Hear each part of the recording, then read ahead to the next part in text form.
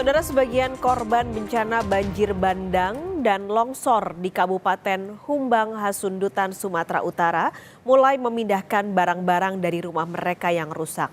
Barang-barang yang masih bisa diselamatkan dipindahkan ke rumah kerabat. Dibantu tim personel gabungan TNI dan Polri, sebagian warga korban banjir bandang dan tanah longsor di Humbahas menyelamatkan barang-barang milik mereka di rumah yang telah rusak diterjang banjir.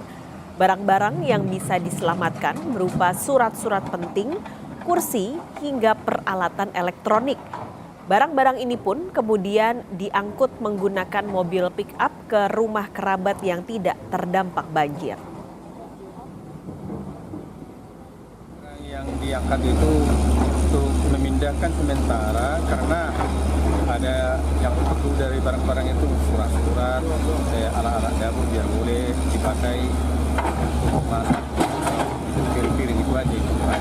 Kejar untuk memindahkan mana yang boleh dipindahkan. Itu dibawa ke posko atau ke rumah keluarga tuh? Ke rumah keluarga yang dekat karena di sini masih ada yang tidak kena lumpur, itu diselamatkan. Untuk mengetahui informasi terkini pencarian korban hilang akibat banjir bandang dan tanah longsor, kita bergabung bersama jurnalis Kompas TV Armeindo Sinaga di Humbang Hasundutan, Sumatera Utara. Armeindo, untuk siang ini update-nya, adakah korban hilang yang ditemukan kembali? Baik, selamat siang Paskalis. Saudara, sampai siang hari ini tepat pukul 11 waktu Indonesia bagian Barat ini belum ada penemuan korban yang baru dari tim SAR gabungan yang sedang melakukan pencarian pada hari ini.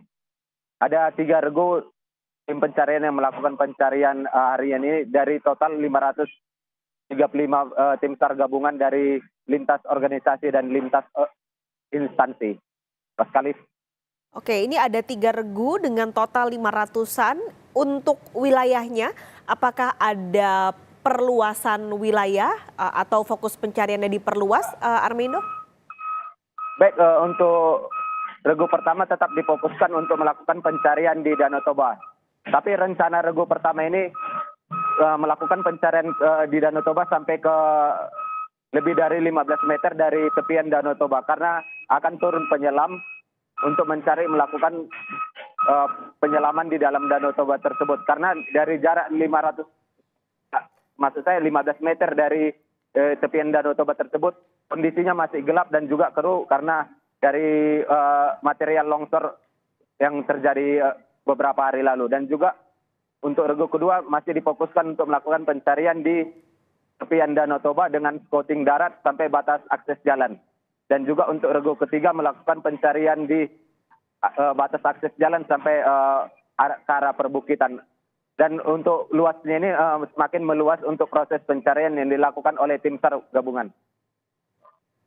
Oke, ini berarti ada 3 tadi, Armeindo. Danau Toba ini bahkan akan dilakukan penyelaman, lalu tepian Danau Toba dan sampai ke perbukitan pencariannya. Tadi Anda cerita kalau di grup pertama ini agak sulit meskipun sudah dilakukan perluasan sampai sekitar 15 meter, tapi ketika penyelaman ini cukup keruh dan gelap kondisinya karena masih ada sisa-sisa lumpur. Selain itu, apalagi sebenarnya kendala dalam proses pencarian di hari ini, Armeindo? Seperti saya sampaikan mulai dari hari pertama pencarian sampai hari ini, kendala yang dihadapi yang sangat berat itu adalah material batuan longsor yang ukurannya sangat berat ataupun ukurannya sangat besar ini. Sehingga untuk melakukan proses evakuasi tersebut sangat kesulitan. Walaupun setelah ada 15 alat berat yang telah diturunkan ke lokasi ini. Namun yang masih dibingungkan kemana akan dipindahkan ataupun dibuang bebatuan-bebatuan besar ini. Dan karena tidak ada dilakukan pembawaan ataupun truk yang datang ke lokasi ini untuk memindahkan lokasi bebatuan-bebatuan besar ini. Ini yang menjadi kendala yang paling dihadapi oleh tim SAR gabungan untuk melakukan pemindahan ataupun untuk melakukan pencarian dari korban-korban yang hilang. Paskalis. Oke, jadi alat beratnya sebenarnya sudah banyak, tapi truk-truk untuk memindahkan bebatuannya kurang gitu ya, Armeindo ya, dan tidak ada lokasi untuk memindahkan batu-batu besar itu. Selain fokus mencari korban yang masih hilang sampai saat ini, ada juga korban-korban yang saat ini tinggal di pengungsian terdampak dari bencana ini. Bagaimana kondisi mereka di sana? Baik, ada sekitar 80 orang warga yang terdampak melakukan pengungsian ataupun mengungsi di posko pengungsian, tepatnya di kantor camat Bakti Raja. Perlu diketahui bahwa di kantor camat Bakti Raja tersebut juga berdiri dapur umum. Tapi para warga pengungsi ini, terutama anak-anak, sangat membutuhkan pakaian dan juga buku-buku pembelajaran dan juga pakaian mereka untuk bersekolah. Dan juga kepada warga-warga lainnya juga telah disediakan obat-obatan dan juga disiagakan tim medis apabila ada warga yang sakit ataupun mengalami kurang sehat. Sekali. Oke, terakhir Armendo, tadi kalau anak-anak membutuhkan pakaian dan buku-buku pembelajaran, ini karena mereka di saat masa-masa sekolah atau bahkan saat ini masa-masa ujian mereka tidak bisa sekolah karena terdampak banjir dan juga longsor. Bagaimana dengan barang-barang lain? Adakah hal-hal yang sebenarnya juga dibutuhkan di pengungsian tersebut?